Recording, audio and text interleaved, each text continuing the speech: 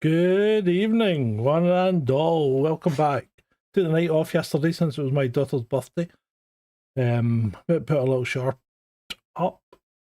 I don't know if you've seen it. So tonight we're going to go into a bit of the Labour Party conference, Starmer's speech and all that. I had to cut it. I'm sorry, I just had to cut it. I can't listen to that man. I cannot listen to him. He's just... And people are so sycophantic, aren't they? They're going on about how it was a wonderful speech and what a great leader he is. And oh my God, it was absolutely awful. Awful. The guy's just such a wet blanket. If I sounded like that, I'd hope somebody would tell me, don't speak in public. Just don't. Don't go on YouTube. Don't do it. He is a robot. He really is a robot. I think of myself as a slightly taller and better looking poor man's Neil Oliver.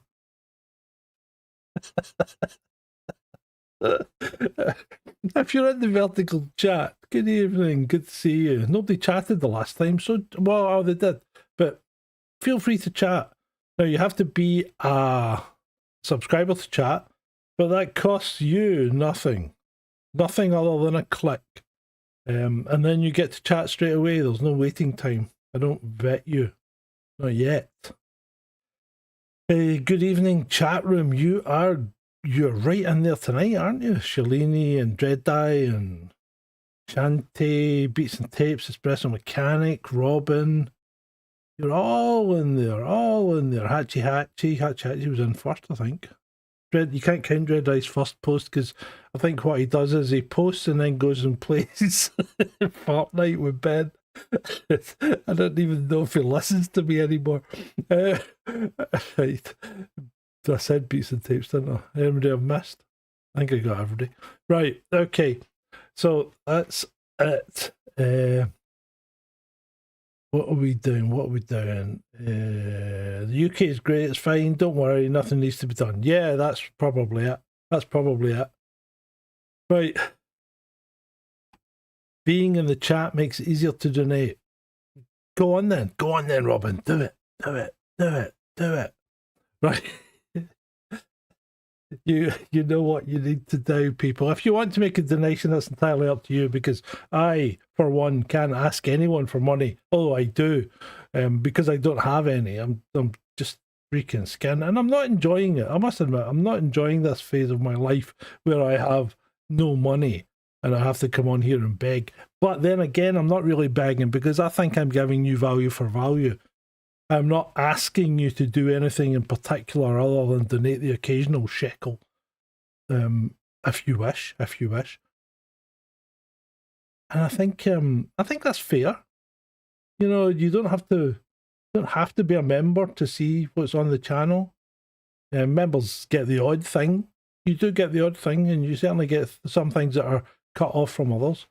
But I think I'm going to be changing things a little bit on the channel. I think what we'll be doing, the live streams are doing really well, especially vertically.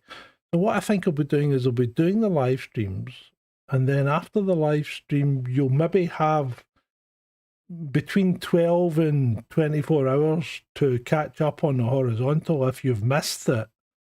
And then it'll be pulled and it'll be cut into videos and put up as separate videos. Horizontal videos on the video side of things, because the video side of things need to come up a bit. So we'll see how that goes. But anyway, let's crack on with tonight. So tonight we're going to look at the Labour Party conference, the Emperor's New Clothes. Right, settle in, folks. We are going in on the Labour Party. Grab your beverage of choice. I have fine Scottish water with a slice of orange in it. I put orange in it because I'm different. So, and I think it's quite interesting to have a look at this conference, especially this 2025 one, because it was more revealing for what they didn't say than what they actually did say. Classic political sleight of hand, really. Now, you don't have to have been in the police for 20 years to learn to spot when someone's trying to pull the wool over your eyes. This conference, like watching a masterclass in political misdirection. While they're busy waving flags, did you see them all waving the little flags? And attacking Reform UK. You know you're in trouble when your main point of conversation is the other party. The real story was happening in the spaces between the words, and the policies they refused to discuss, and in the growing rebellion within their own ranks. Now, before we dive in, the flag waving was fake, wasn't it, Shelley? Before we dive in, I want you to think about this. We're talking about a party that won a landslide election just over a year ago. Yet the leader now holds the distinction of being the most unpopular Prime Minister since polling began. That's not just bad. That's historically catastrophic. Only 13% of Britons are satisfied with Starmer's performance. I don't think his wife is one of them. To put that in perspective, that's worse than Rishi Sunak, just before the Tories got obliterated at the last election. So what went so spectacularly wrong? Well, that's what we're here to unpack.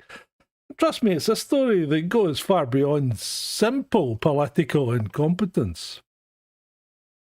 Let me start with what didn't happen at the conference, because sometimes what's missing tells you more than what's there. It's like the dog. It doesn't bark in the night. Oh.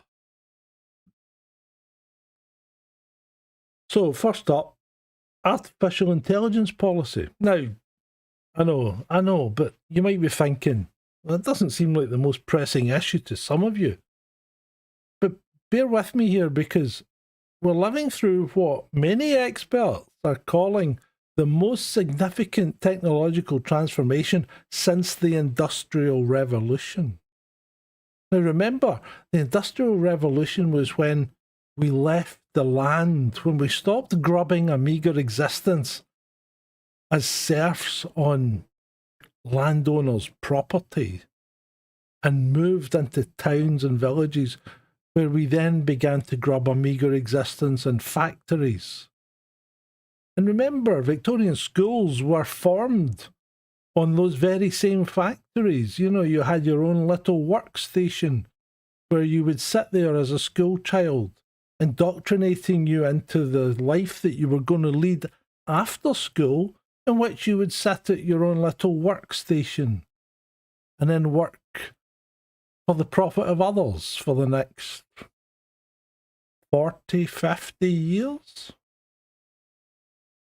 Because if you made it past, if you actually, I did do I'm digressing here, but I did do a little walk around a graveyard and looked at all the ages of death and whatever. And if you made it past the kind of teenage years, you were likely to live a long life, even in the 17 and 1800s. And the graveyard here has dates from the 1700s, and people were 80, 90 when they died.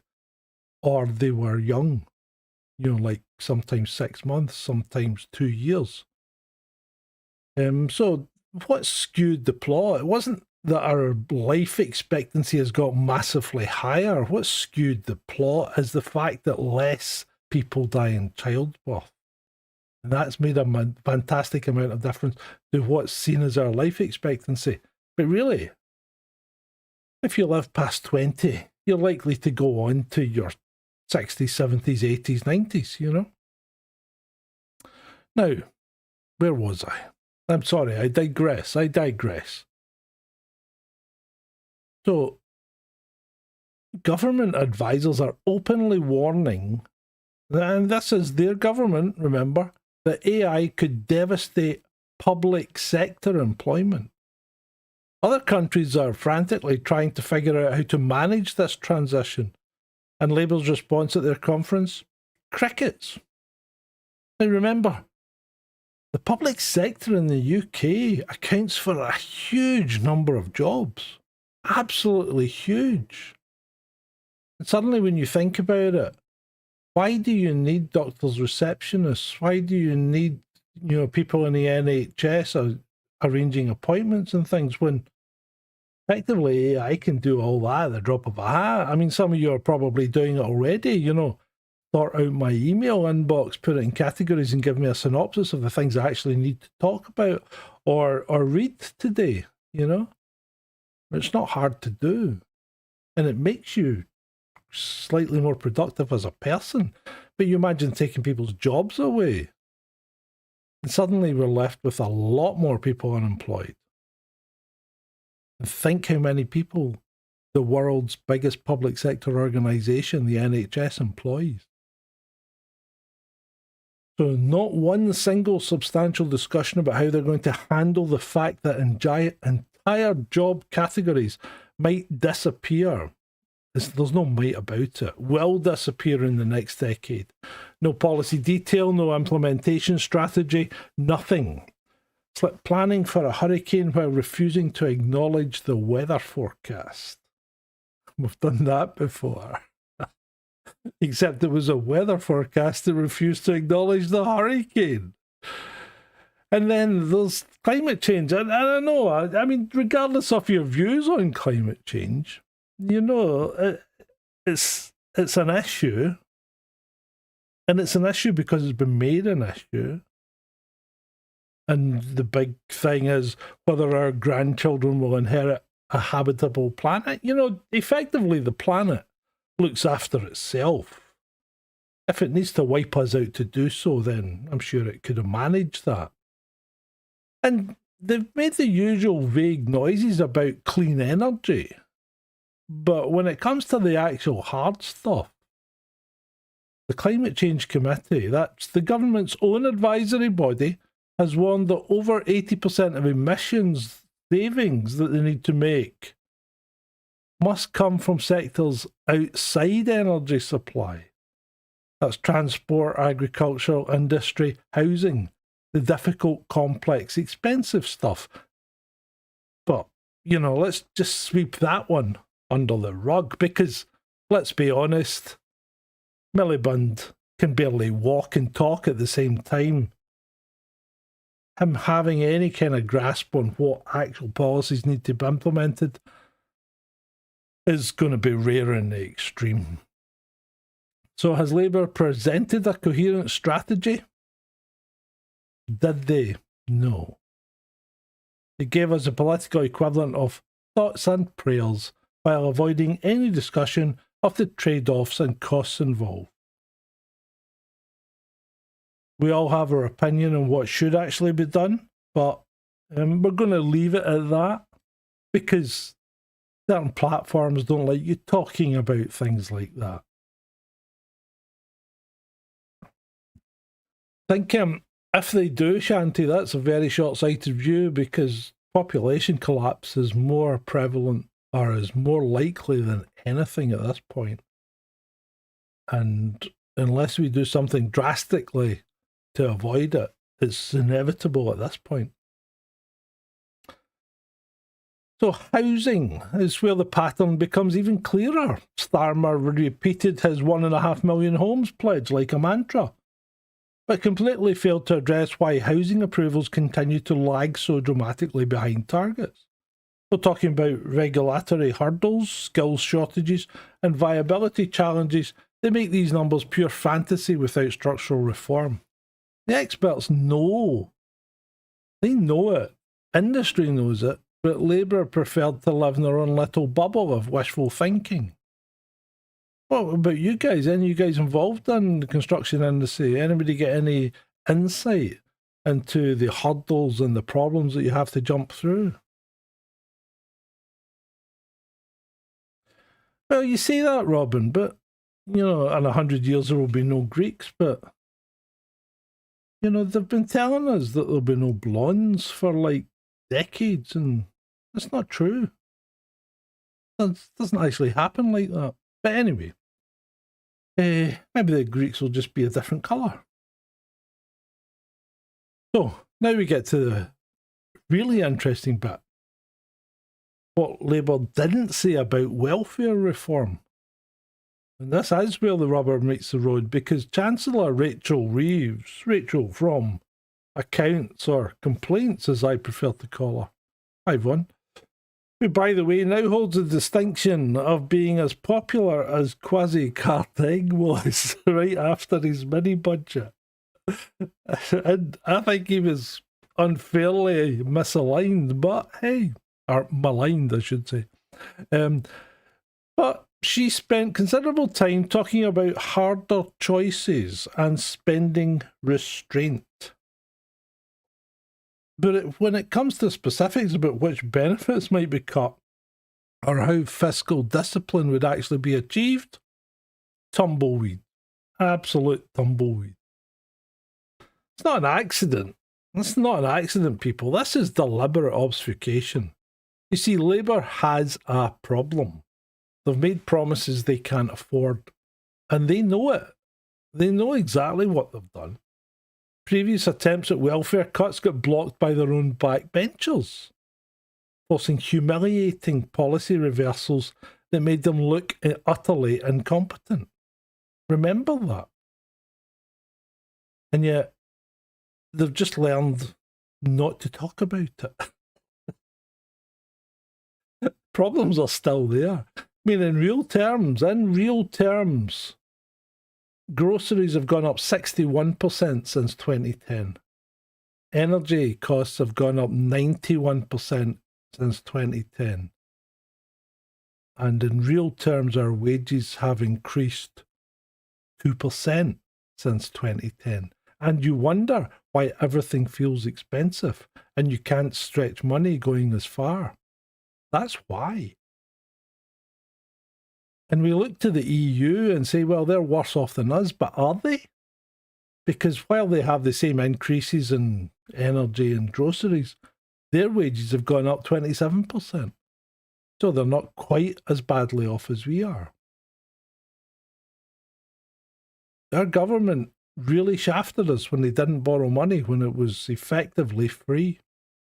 After the 2008 financial crisis, money effectively became free because the interest rate was so low. And our government didn't borrow any money, they just stopped spending completely. They ground everything to a halt. There was no public sector investment. But anyway, I digress again, I'm sorry.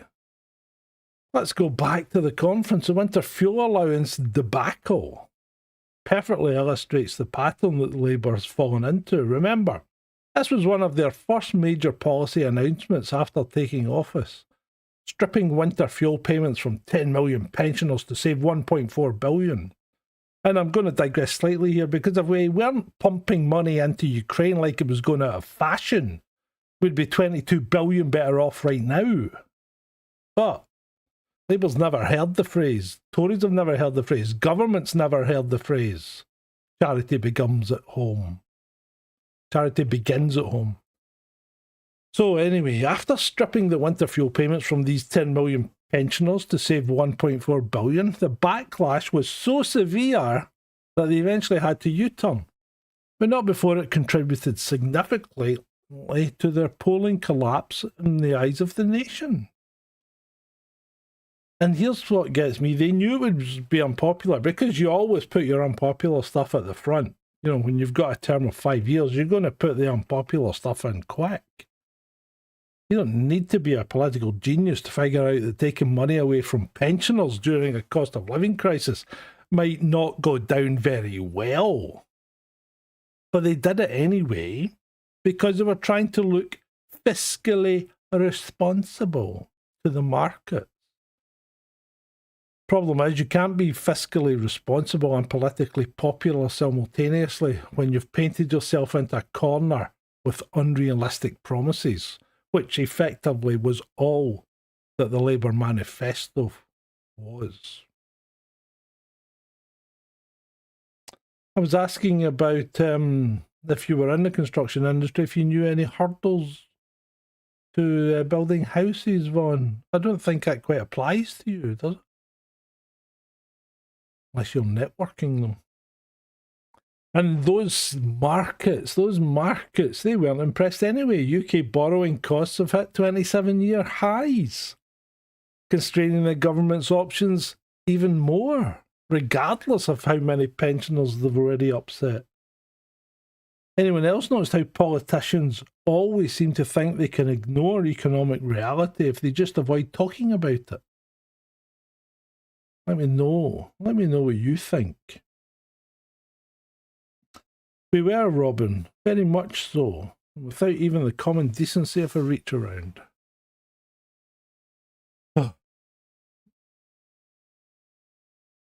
Yeah, well, cost of materials has all gone through the roof. Of course it has. And of course, you're going to blame Russia. Because we get all our lumber from Russia. No, it comes from Canada, doesn't it? Oh, well, never mind. Anyway, while Starmer was delivering his keynote speech, the real political drama was happening elsewhere. Andy Burnham, the Manchester mayor, loved by many, not, was conducting what can only be described as a barely concealed audition for the top job. And you've got to give Burnham credit here. He does know how to read the room.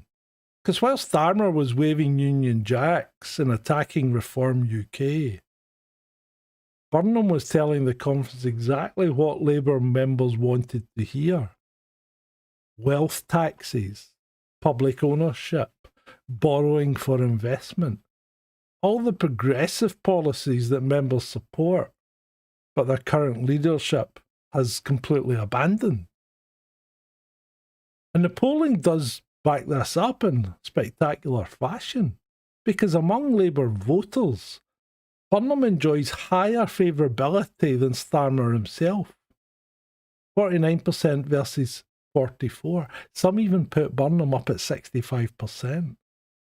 That's not just embarrassing for a sitting Prime Minister. It's potentially fatal. When your own supporters prefer someone else to lead the party, you're in serious trouble. Especially 1 year after leading a landslide victory. But Burnham hasn't just critiqued policy, he went after the leadership style. He warned that the party faced peril and criticised what he called the climate of fear within the party.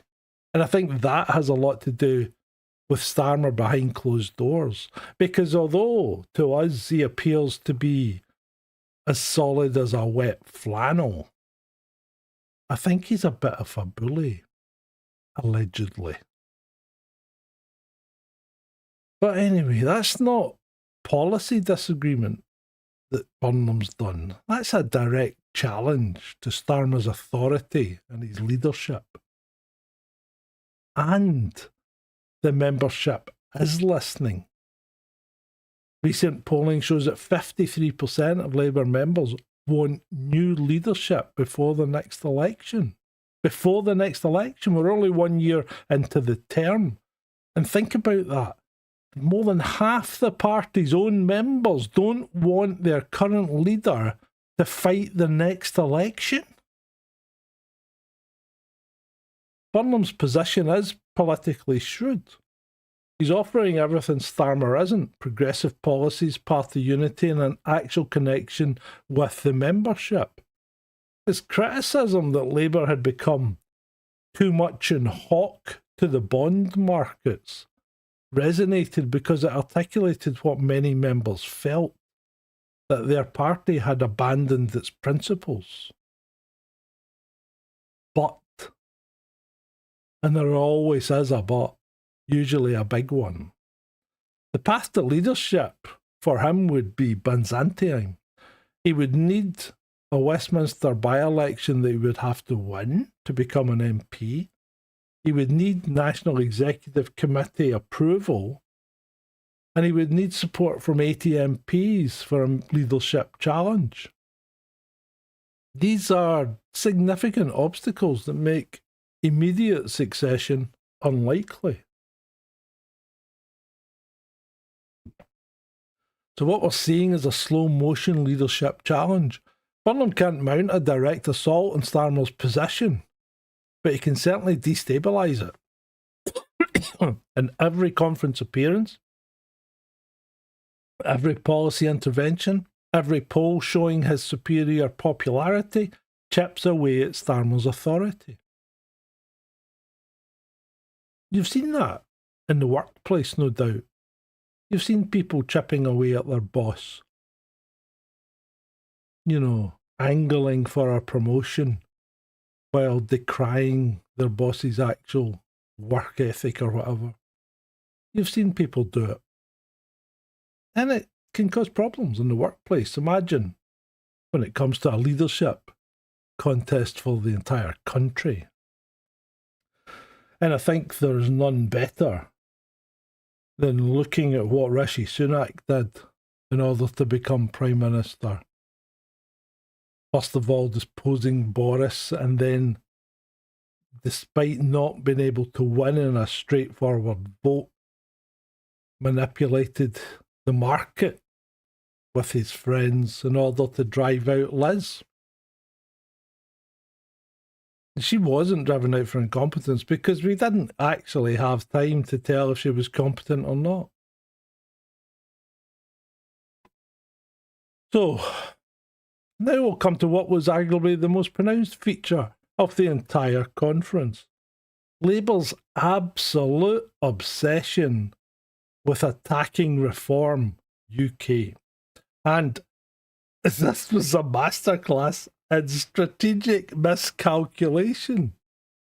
Starmer's direct attacks on Nigel Farage were genuinely his most passionate conference moment. He called Farage someone who doesn't like Britain. He doesn't like Britain. And described Reform's policies as racist. The crowd loved it, but they're going to love anything like that. But here's the problem. The strategy carries inherent contradictions that anyone with half a brain could spot. While Labour was attacking Reform's immigration policies as racist, Home Secretary Shabana Mahmood was simultaneously announcing plans to extend the qualification period for indefinite leave to remain from 5 years to 10 years. That's essentially a reform policy with a different label on it. And you can't convincingly argue that your opponents are extremist while adopting similar positions yourself. Can you, David Lammy? It will push more folk to Reform UK, I think, Galini. Lammy is, I think the man is mentally challenged. I don't understand how these people get into these positions because, well, I do understand how he gets into these positions because I think the only explanation is DEI. Because he is so far out his depth, he is 6 feet under the water at this point. The obsession with reform reflects Labour's growing panic about the polling. And they should be panicked, because Reform UK now leads consistently in national polls, with some projections suggesting they could actually win the next election. That represents an unprecedented achievement for a party outside of the traditional Conservative Labour duopoly. But here's what Labour doesn't seem to understand. Constantly talking about Reform UK actually helps Reform UK. Every time Starmer mentions Farage, every time they attack Reform's policies, they're giving them free publicity and reinforcing their position as the main opposition to Labour. It's like that old political rule. If you're explaining, you're losing. Well, Labour has moved beyond explaining to actively promoting their opponent. They're so desperate to appear tough on immigration and nationalism that they're essentially advertising Reform's key messages. The really tragic part is that this strategy demonstrates Labour's complete lack of confidence in their own agenda. A party secure in its vision doesn't need to define itself primarily in opposition to others. The fact that Labour's main conference message was, "We're not them," rather than, "Here's what we offer," tells you everything about their current state of mind. They're a boxer on the ropes. And remember, they won a landslide victory and they're only 1 year into their term. This isn't a fair boxing match. These guys have gone in as lightweights against super heavyweights.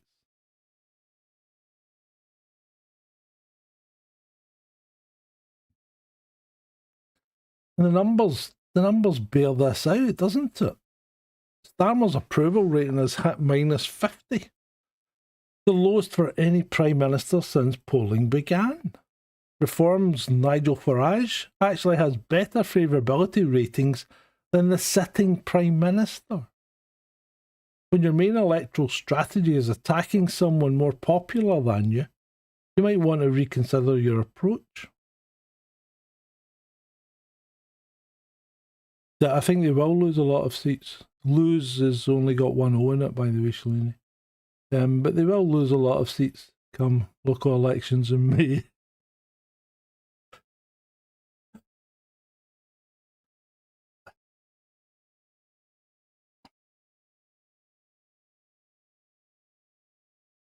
So have you noticed this pattern in any other areas? Organisations that spend more time attacking their competition than promoting their own strengths usually doesn't end well, does it? One thing that came through loud and clear at the conference was Labour's own acknowledgement of their communication failures. And when politicians admit they have a messaging problem, you know things are really bad. Party members consistently cited poor communication as a primary concern, with 82% feeling the party was failing to get its message across to the public. The phrase that kept coming up was that the government had set the agenda but not the narrative. They were making policy but completely failing to explain why. And this reflects something deeper than just bad PR. As several commentators have noted, there's no clear Starmerism, no coherent philosophy binding the government's various policies together. Voters perceive Labour's approach as targeting people at random, rather than following any principled strategy. And they do that, don't they? They do seem to target people at random and then turn around and say, we're making this a freer and more inclusive society, while still targeting people at random. They don't have a freaking clue what they're doing. Oh, I'm pretty sure nothing will happen about McSweeney in the 740k. Voters have perceived Labour's approach as... Oh, sorry, I've done that. Take their economic policy as an example. Rachel Reeves promises both spending restraint and new investment, fiscal responsibility and ambitious public service and improvement. She boasts about putting libraries in every primary school, while refusing to specify funding sources. It's economic policy by wish fulfillment. And the winter fuel allowance saga again illustrates the communication disaster. The policy itself might just have been defensible, targeting support of those who need it most while reducing overall spending, but the way it was announced, implemented and defended was a masterclass in complete political incompetence. They sprung it on the public without warning, offered no transitional arrangements, refused to acknowledge the hardship it would cause, and then spent months defending the indefensible before eventually U-turning. Every step of that process demonstrated either complete tone deafness or spectacular arrogance. And does this sound like the digital ID announcement sprung on us with very little warning. Haven't really heard much more about it since then. Is it just, as we explained last night, a dead cat strategy to move away from the scandal that everyone should be talking about, those 20 breaches of electoral law that put Starmer in the position that he's currently in? What's particularly damaging is that Labour's communication failures are self-reinforcing. The more they fail to explain their policies, the more unpopular they become. The more unpopular they become, the more defensive and incoherent their messaging gets. It's a downward spiral that's very difficult to break. I've been doing some other research as well, and there's a company called 411 Communications Limited that produced a document for the Labour Party called How to Tackle Reform Online. I've been trying to find a copy of it, but it's disappearing as quickly as I can track down links to it.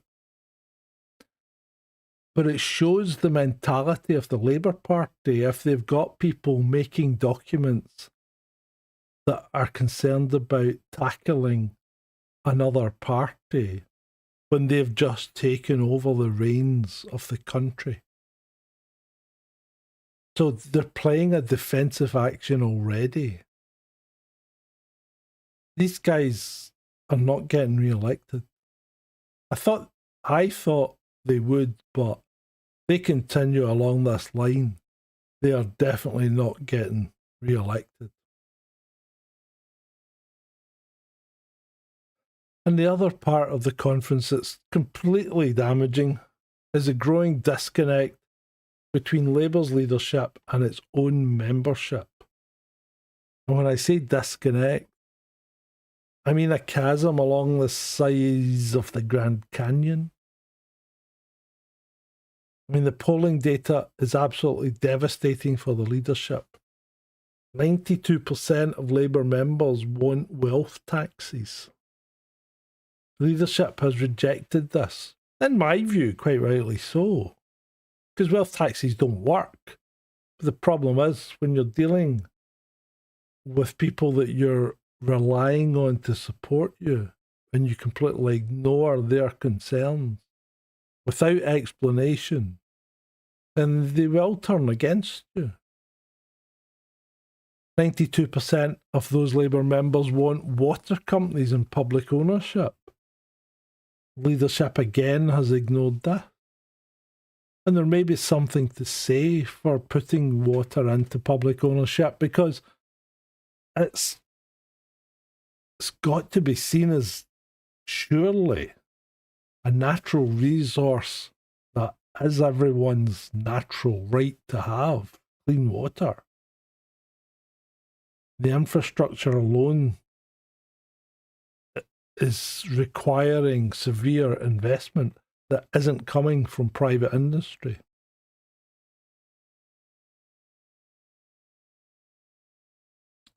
%89% want what they call fair migration policy. The leadership is moving in the opposite direction. 84% want arms embargoes on Israel. The leadership dismissed this as business as usual. And this isn't normal political disagreement. This is fundamental alienation. Labour members feel their party has been captured by forces that actively oppose everything they believe in.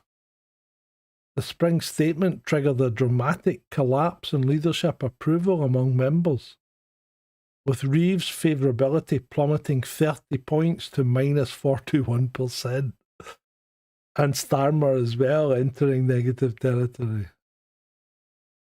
And what makes this particularly dangerous for Labour is political parties depend on member activism for their electoral machine.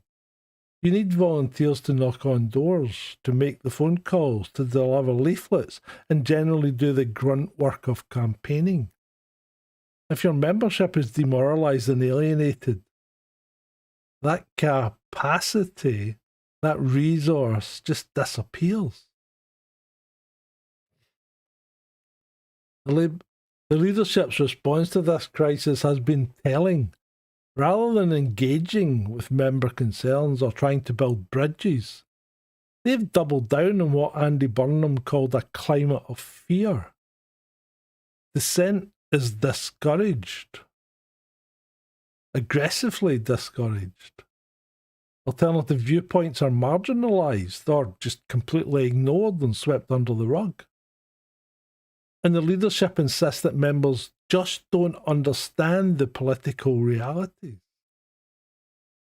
But Labour members are the people that are most involved in the political reality.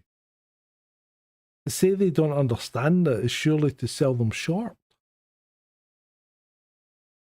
And this authoritarian approach, which we can see throughout his leadership so far, and it applies to more than just Labour members, it might work in the short term, but it's politically suicidal in the long run.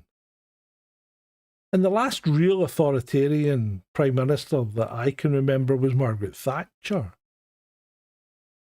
But the difference was she got things done. She made a difference, and people did keep electing her because although she was authoritarian, she was getting the job done. Starmer's not doing the job, is he?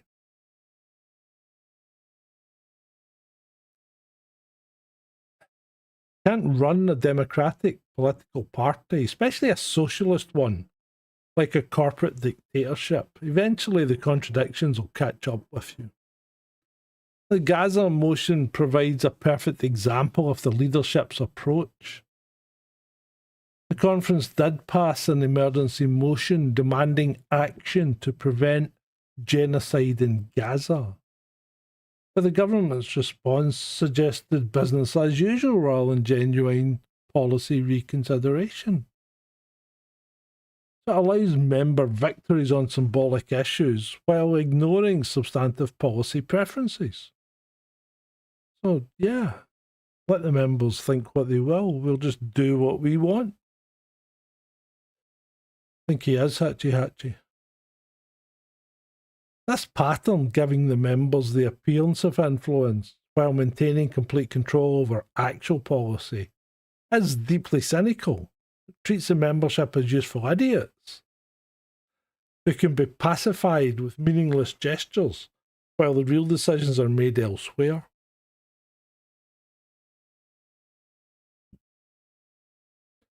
Any experience of organisations that have treated their members or employees that way? Does it ever end well?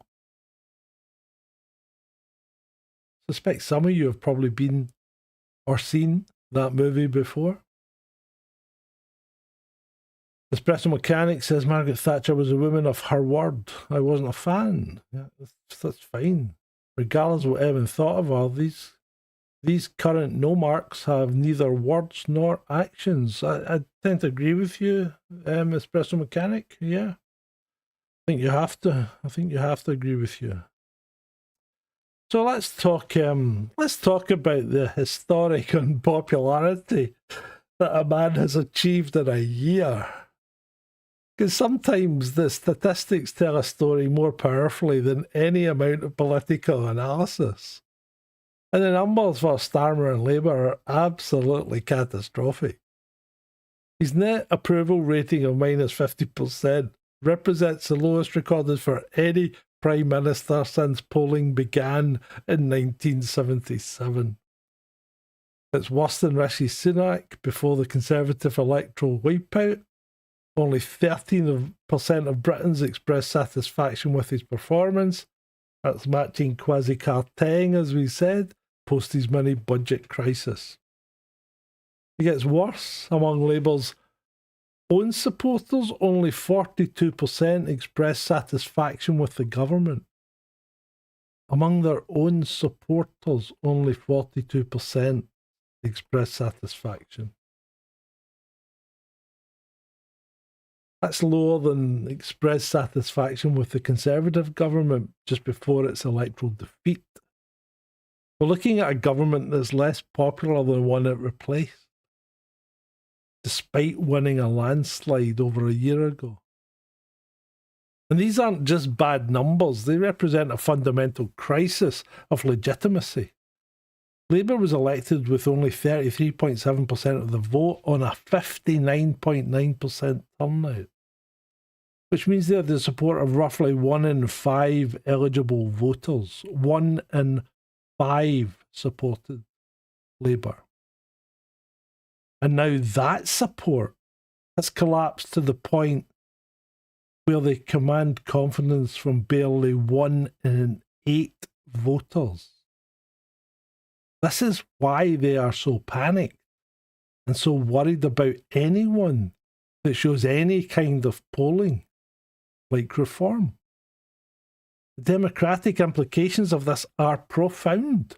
We have a government with a massive parliamentary majority that represents virtually nobody. The electoral system that produced 411 Labour MPs on a third of the vote now looks increasingly divorced from public opinion. From UK's consistent polling lead, some projections do suggest they could be the next election winners, reflect genuine voter dissatisfaction with mainstream politics. Labour's response has been to attack reform rather than address the underlying concerns that drive their support. It's playground politics, isn't it? You're not going to win. You're not going to win friends and influence people by shouting across the playground at them. And this creates a vicious cycle. The more Labour attacks reform, the more they legitimise them as the main opposition. And that's what they're doing. They're making them the main opposition because they're continually talking about them. The more reform support grows, the more desperate Labour becomes. The more desperate Labour becomes, the more unpopular the policies get. It's a political death spiral in real time. I've never seen anything like it so fast. This guy is presiding over the death of the Labour Party in real time. And the international implications are equally serious. Britain's reputation for political stability, and already damaged by our Conservative chaos when we kept switching leaders, it faces further erosion from Labour's dysfunction. International partners are watching a country whose government commands minimal public support while lacking clear policy direction. Oh.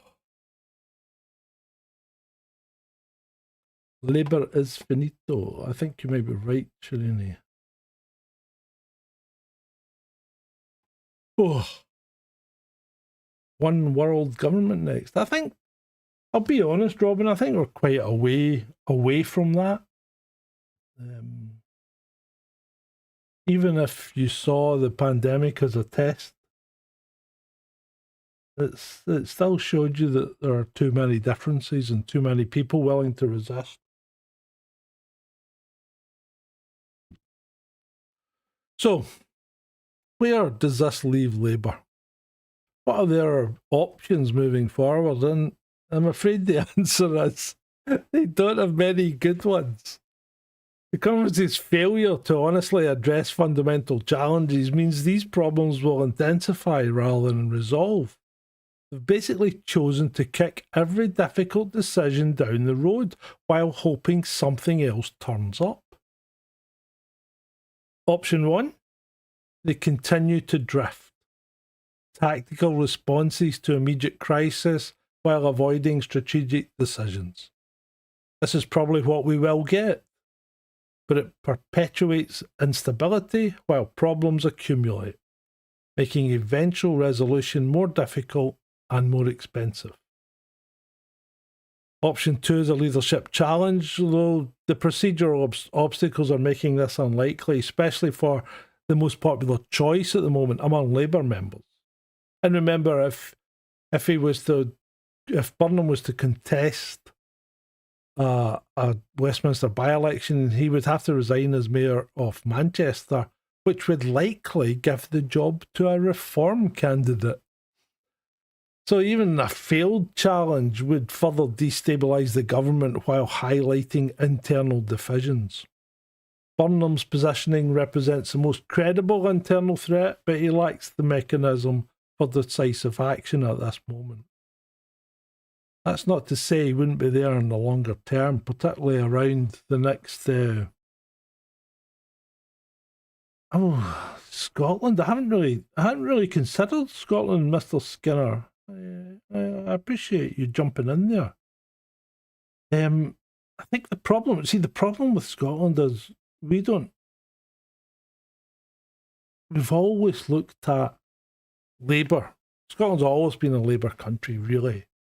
And Labour's let everyone down. Then we became SNP. We've never been a Tory country. Never. We have small Tory enclaves, but we've never been a Tory country. But I don't think... Well, I do think Reform can actually make inroads in Scotland. I really do. Especially given the disastrous conduct of the Scottish National Party over the last few years.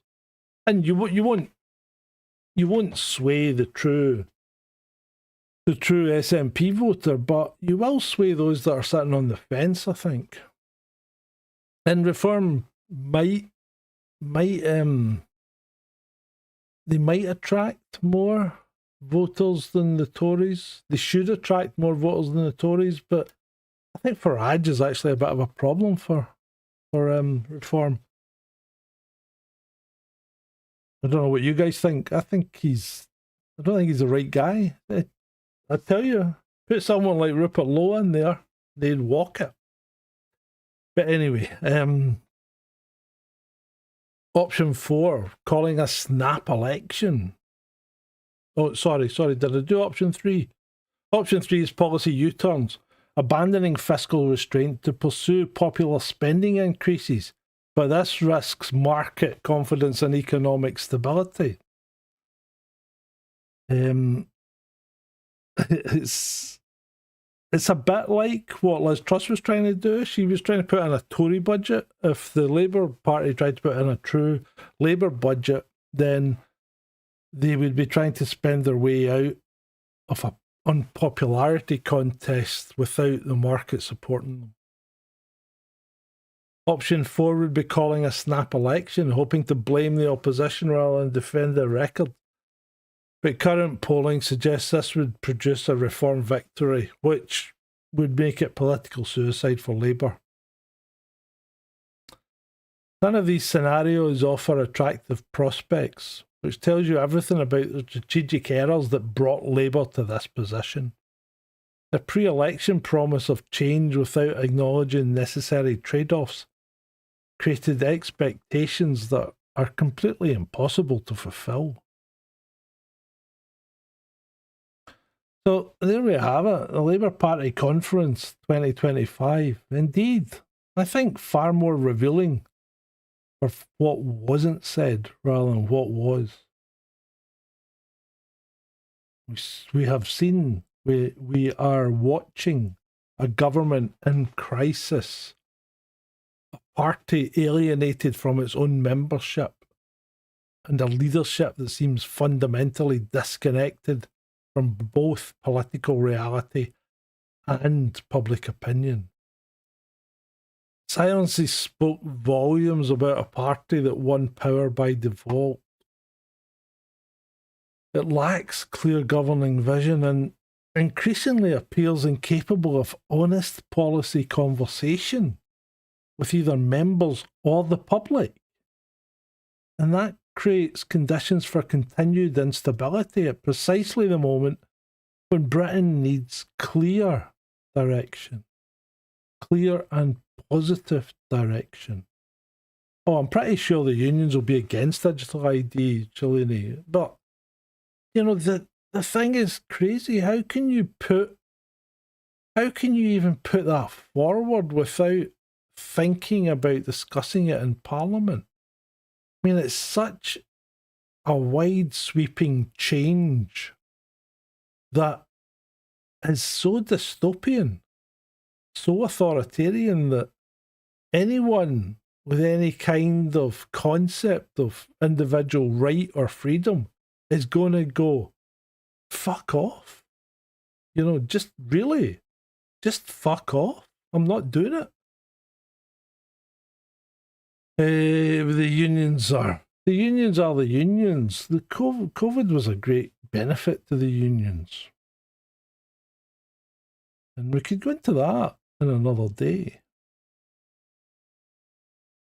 Whether Labour can recover from this crisis is a question, but the conference offered little evidence of the strategic thinking and honest leadership such recovery would require. Al Skinner says, if reform went big, do you think they would introduce PR? I don't know, Al. If you're in Scotland, what do you think of PR? Because it doesn't give you a good lead. It doesn't give you a clear leadership. That's maybe a good thing. Anyway, let me finish this and we'll continue that conversation in a second.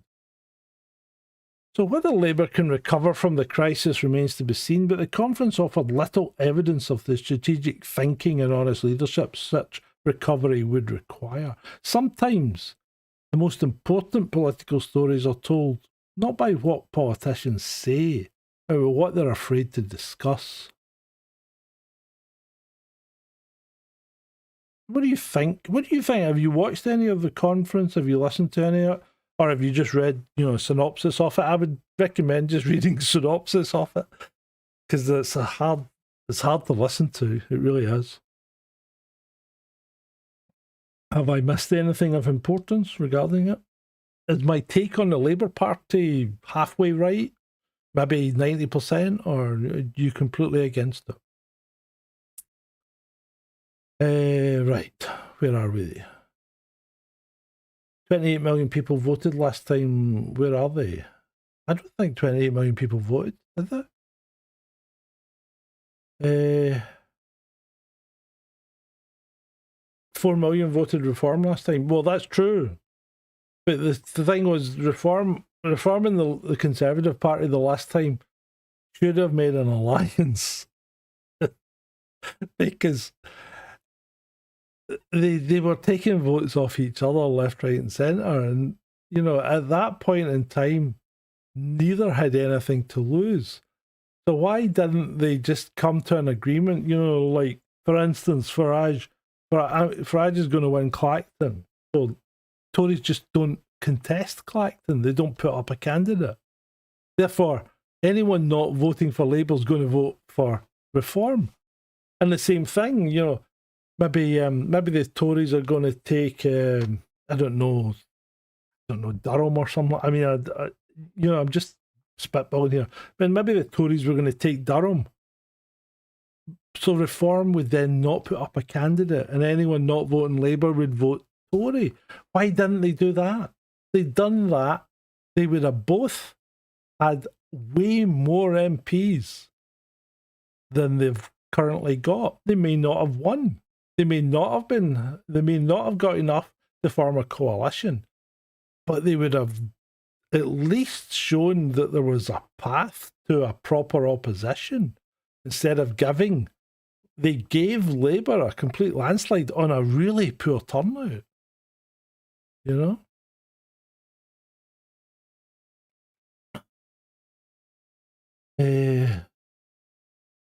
Proportional representation. Proportional representation effectively means you're going to get a hung parliament. I don't think, are there any countries that have proportional representation that don't have a hung parliament? I know the Netherlands use it, and they always have a hung parliament. Germany uses it. They've always got to make coalitions. So you've always got coalitions, which is maybe a good and a bad thing. Scotland uses it, so they're nearly always working with coalitions like SNP and the Greens and things like that. And I mean, that produced some weird and wacky policies when they were in power. You know, the Greens and the SNP. So,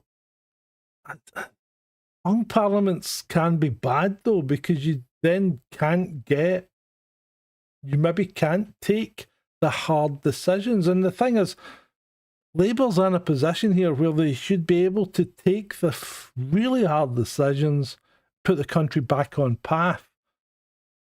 But Starmer's still trying to be the popular guy, and you can't do that. And Margaret Thatcher showed us she was hated by the majority of people. Even the Tories didn't like her. But they knew what she was doing because she told them exactly what she was doing. And then she went and did it. And it made the country better. So that's the kind of problem that you've got facing Starmer, because he's not capable of doing that. The guy's a lawyer. When have you ever spoke to a lawyer that doesn't sit on a fence? He'll give you one side of the story and then the other. He won't come down. He won't say, yeah, we're definitely going to win. He'll say, we've got a good chance of winning. But yeah, why? I've put a lawyer in charge. This is what you're going to get. An ineffectual leader. Because lawyers aren't leaders. Lawyers are not leaders. They are advisors. They shouldn't be in a position of leadership. No one knows how to fix things. Well, there are certain things you could do, Robin. And I've told you, if you made me Prime Minister, there are certain things I would do straight away. I'd close the country to all immigration completely. Right? Stop everything. Because one, that is a popular choice, and two, it would give you time to take stock of what you've got. Three, I would then sort out the wheat from the chaff, because everybody that came here illegally committed a criminal act. Therefore, their asylum claim is on shaky ground to start with, right? So they'd need to be very impressive if they were to be allowed to stay. So yeah, there's a few things you could do. You could stop the profiteering by the energy companies, because the UK is paying way more for energy than anybody else. You could try and take back some of the energy capacity that we've given away to foreign companies. And I'm not saying that we need to nationalise everything, but there are certain things that as a country you need control of. And some of them are to do with things like, if the shit really hits a fan and you do need to defend your country, how are you going to produce weapons? How are you going to make steel? How are you going to produce food? How are you going to power all this? So you can't afford to have all that stuff in the hands of private corporations. And if you do let it go into the hands of private corporations, what happens is you have a situation like in America, where the military-industrial complex has an incredible amount of sway over the politicians. You can't afford that. And you certainly shouldn't be selling vital infrastructure to foreign companies. Our steel industry is effectively owned by India. Why? Our water industry was privatised. Why? Our energy companies, our nuclear power stations are effectively owned by France. Why? Why do we do this to ourselves? And France has 58 nuclear reactors. Electricity in France is relatively cheap. Electricity here isn't. So yeah, I think there's a lot you could do. You could actually fill in the fucking potholes in the roads for one. Because there must be people out there that need jobs that are doing nothing that you could not press gang into labour groups, but you know, there are people that would work. It's crazy. I'm not saying nothing in, nothing out, but I think you've got to really take back some. You got to take back control of some of the means of production, and that sounds a bit dodgy, and I appreciate how it sounds, but from the point of view of national security, and when I say national security, I don't mean just defence, but to keep your nation secure in itself, you need public ownership of certain things, and why shouldn't the public own things like, electricity production, water, roads, health service, and we do own the health service. So what we need to do is manage all these things properly. I'm not proposing communism, although I have always said in many instances, you'd be better off with a benevolent dictator than you would a democratic government.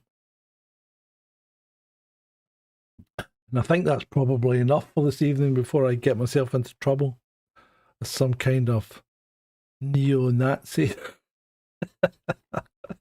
or a fascist. Yeah, Shalini, see, that's the problem. You can't have things like that. You do that, crazy. Yeah. Well, look, I mean, let's. In fact, actually, before I go, look at what happened to a country that we stopped dealing with, that had to pull in all its contacts internally and start doing things almost completely for itself. That country now has a better economy than any single country in Europe. And you know what that country's called, don't you? You do. So maybe that's what we need to do. Maybe we need to get the world to sanction us and stop fighting other people's battles. Because that's one thing I definitely do. No foreign aid. Completely. Charity begins at home. Right. Thank you very much, people. I enjoyed that this evening. Wasn't quite as... I didn't get as wound up as I did on Monday, which is good. And that is all for the greater good, beats and tapes. Just remember that. Always for the greater good. Thank you very much, people. As always, it's been great for you.